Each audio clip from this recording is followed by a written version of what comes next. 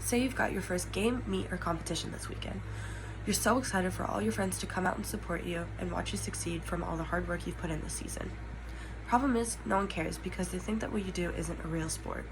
This is one of the many issues and stereotypes tied in with competitive cheerleading.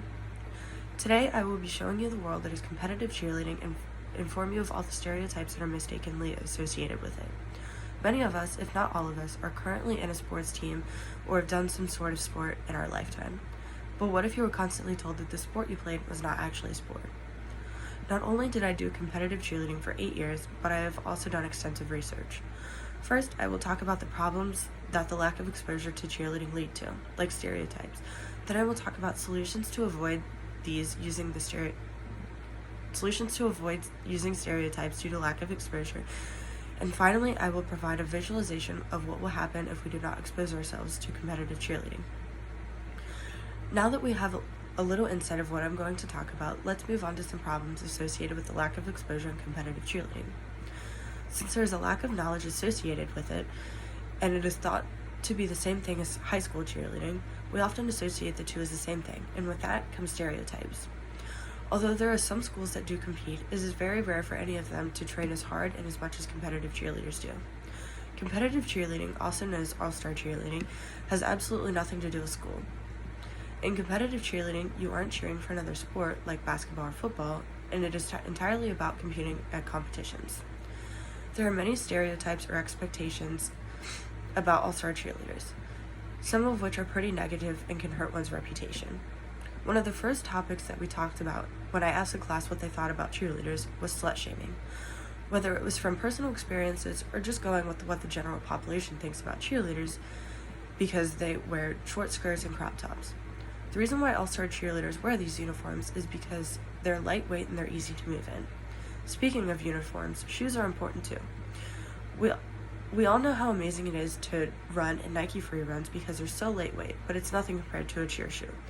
According to an article by runningshoesguru.com, the Nike free runs weigh about 8.55 ounces. One of the most popular all-star cheerleading shoes, called Nfinities, weigh around 3.9 ounces, according to Nfinity on Nfinity.com. Light shoes are needed to excel in tumbling and also make you light on your feet for flying. Another topic that was brought up is high school conflation. To the average person, cheerleading is cheerleading. Sometimes it's just throwing your arms in the air, and sometimes, if you're lucky, you get to see them throw people in the air. I'm sure all of you have seen high school cheerleaders perform at football or basketball games. Most of the time, this includes chants, jumps, a little bit of tumbling, and if you're lucky, they'll throw someone in the air. As I said earlier, all-star cheerleading has nothing to do with school. They may occasionally go perform at a basketball halftime show or go to competitions hosted by a high school, but that's pretty much the extent of it. The reason people get these two mixed up is because they don't know that there's a difference between the two. Most people don't see the other side of cheerleading because it isn't as popular.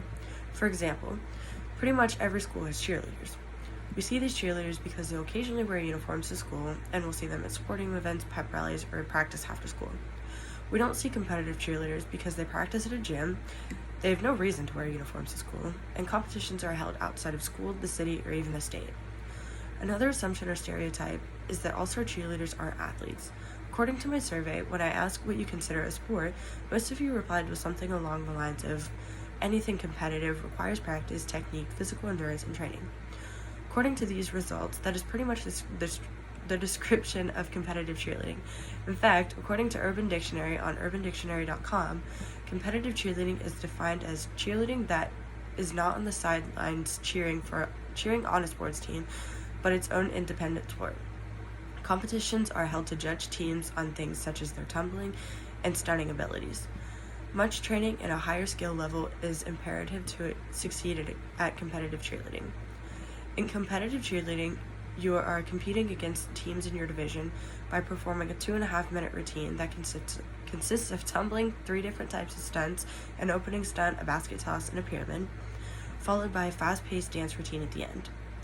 Now that we've talked about the problems about competitive cheerleading, let's talk about how to solve them. In order to stop these stereotypes and to inform others about all-star cheerleading, we must pay attention to it. It is very easy to watch competitive cheerleading and to become aware of what it is.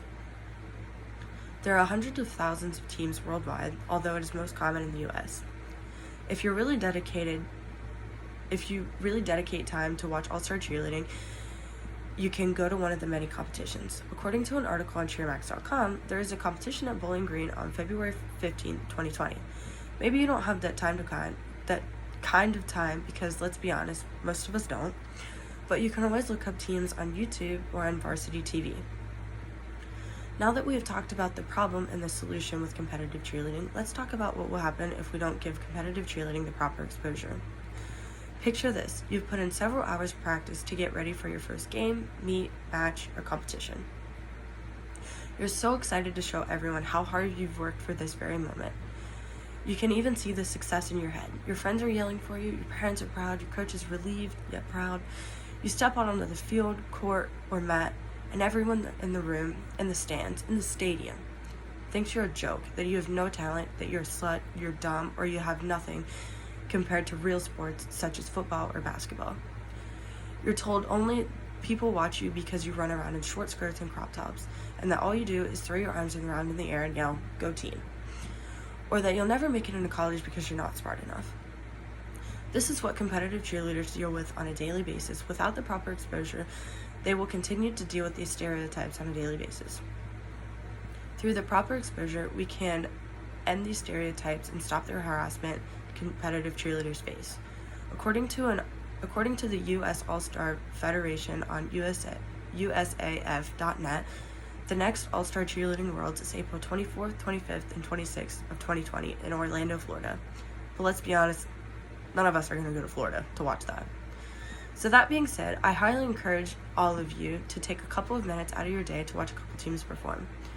Even if you don't want to do that, there are plenty of videos on YouTube of previous teams competing at Worlds. So just take a minute or two and watch one.